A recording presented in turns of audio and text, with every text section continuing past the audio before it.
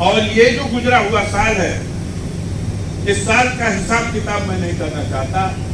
अगर हिसाब किताब करूं तो डरने लगता है, मेरा दिल धड़कने लगता है। बिल्कुल बिल्कुल। क्योंकि नफे और घाटे की जब खाता बही खोलता हूं तो कुछ इस तरह का नुकसान उठा चुका हूं जिसकी भरपाई मैं अपने जीवन में फिर कभी नहीं कर पाऊंगा। यही वो साल है जिस साल में चुनौतियां तो हर दौर में रही, लेकिन इस साल की चुनौतियां तो ऐसी आई जिसने अस्तित्व को समाप्त कर देने के लिए ऐसी परिस्थितियां पैदा कर दी। मेरा छोटा भाई साजिश का शिकार हो गया। चुनाव और चुनाव की चुनौतियां, तो जब कॉमरेड सरजू पांडे जीवित थे तो उनके साथ जब झंडा लेके हम लोग चले तो जीवन के पथ पर अगर बुराई के खिलाफ आपको खड़े होना है और कमजोर सच्चाई का साथ देना है तो जोखिम उठाना पड़ेगा। जो इस दुनिया में बहुत से वृक्ष हैं, दो ही वृक्ष को यह गुण उस विधाता ने दिया है जो रात के समय भी ऑक्सीजन एग्जॉस्ट करते हैं। एक पीपल का वृक्ष और एक नीम का वृक्ष। ये साइंटिफिक दृष्टि से तो इसके महत्व को हम समझते हैं और एक निशानी के लिए कि 50वां सालगिरह है तो इन वृक्षों को लगा करके इस सालगिरह को मनाया जाए। और आज वो तीनों वृक्ष अपनी जगह पर हैं। सबसे विशाल, अपनी क्षमता से भी दुगुना आकार लेकर के जो मजदूर के खाते में वृक्ष लगा हुआ है वो है। और वो पहले भी जो था वो बहुत विशाल था, उसको 3 आदमी भी मिलके हम लोग उसका अखबारी में नहीं पकड़ पाते। तो ये वहां से सिलसिला शुरू हुआ। फिर कुछ दिन रस्म, 1 साल के बाद फिर 1 साल के बाद फिर कुछ पुराने साथी हैं, कुछ नहीं रहे।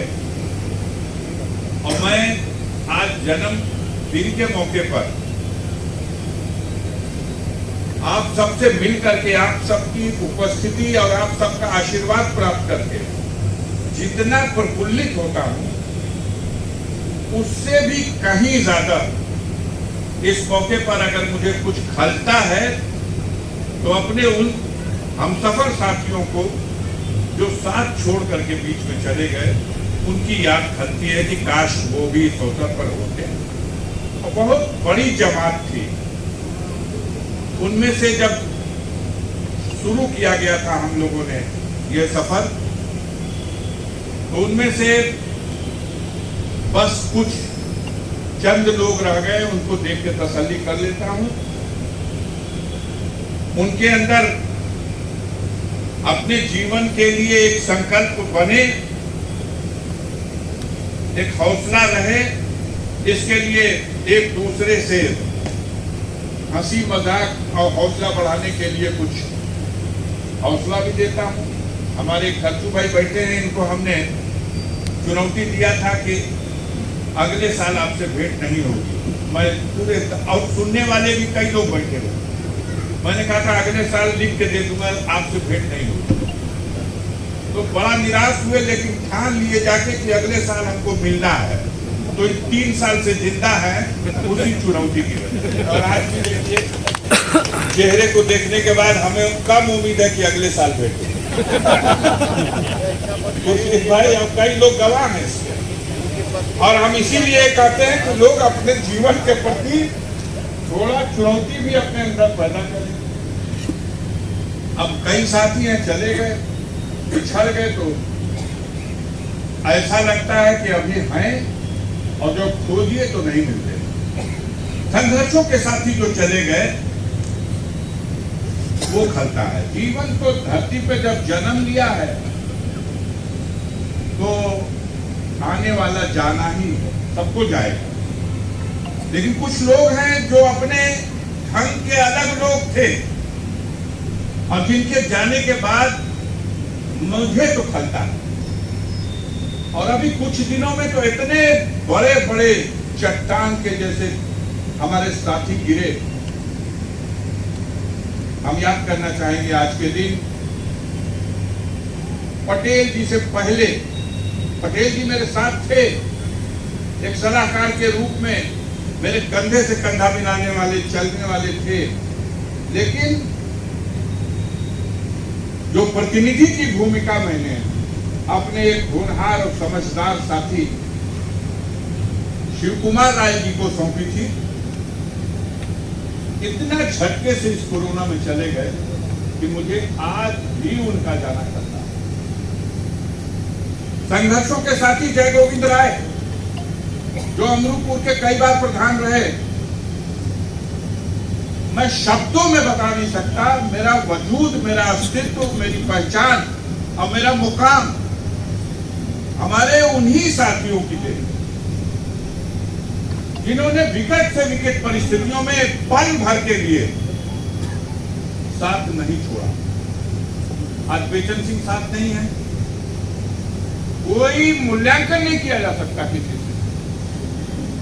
दुनिया की कोई ताकत न डरा सकती थी और न खरीद सकती, न उनका दिल किसी तरह से अपनी तरफ आकर्षित कर सकती। लंबा सफर है, 71 साल का सफर पूरा कर चुका हूं। आज आप सबका आशीर्वाद देकर के 72वें साल में प्रवेश कर रहा हूं। आज ही की वो तिथि है। आज इस संसार में न मेरी मां बची, न मेरे पिता बचे, और ये जो गुजरा हुआ साल है, इस साल का हिसाब किताब मैं नहीं करना चाहता। अगर हिसाब किताब करूं तो डरने लगता है, मेरा दिल धड़कने लगता है। बिल्कुल बिल्कुल, क्योंकि नफे और घाटे की जब खाता बही खोलता हूं तो कुछ इस तरह का नुकसान उठा चुका हूं जिसकी भरपाई मैं अपने जीवन में फिर कभी नहीं कर पाऊंगा। यही वो साल है जिस साल में चुनौतियां तो हर दौर में रही, लेकिन इस साल की चुनौतियां तो ऐसी आई